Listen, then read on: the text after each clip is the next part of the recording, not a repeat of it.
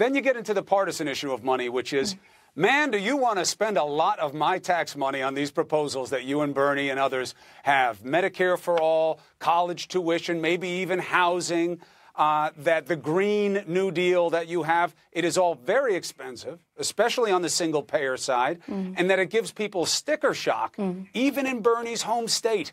They got sticker shock. They couldn't get it done in his state because of how expensive it is. And that was an 11% increase in taxes, 9 to 11%. Even that was too much for people. How do you pay? How do you sell it? So first of all, the thing that we need to realize is people talk about the sticker shock of Medicare for all. They do not talk about the sticker shock of the cost of our existing system. You know, in a Koch brothers funded study, if any study is going to try to be a little bit slanted, it would be one funded by the Koch brothers.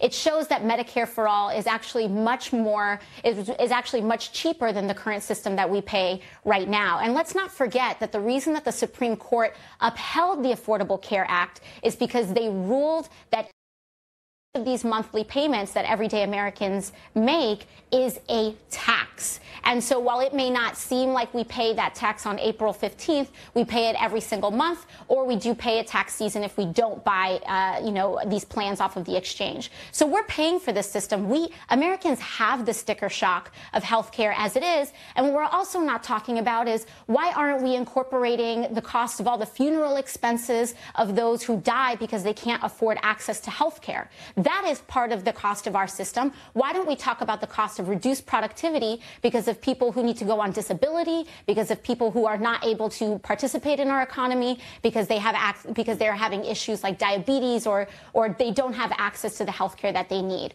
I think at the end of the day, we see that this is not a pipe dream. Every other developed nation in the world does this. Why can't America? And that is the question that we need to ask. We have done these things before. We write unlimited blank checks for war. We just wrote a $2 trillion check for that tax cut, the GOP tax cut, and nobody asked those folks how are they going to pay for it. So my question is, why is it that our pockets are only empty when it comes to education and health care for our kids? Why are our pockets only empty when we talk about 100% renewable energy that is going to save this planet and allow our children to thrive? We only have empty pockets when it comes to the morally right things to do. But when it comes to tax cuts for billionaires and when it comes to unlimited war, we seem to be able to invent that money very easily. And to me, it belies a lack of moral priorities that people have right now, especially the Republican Party.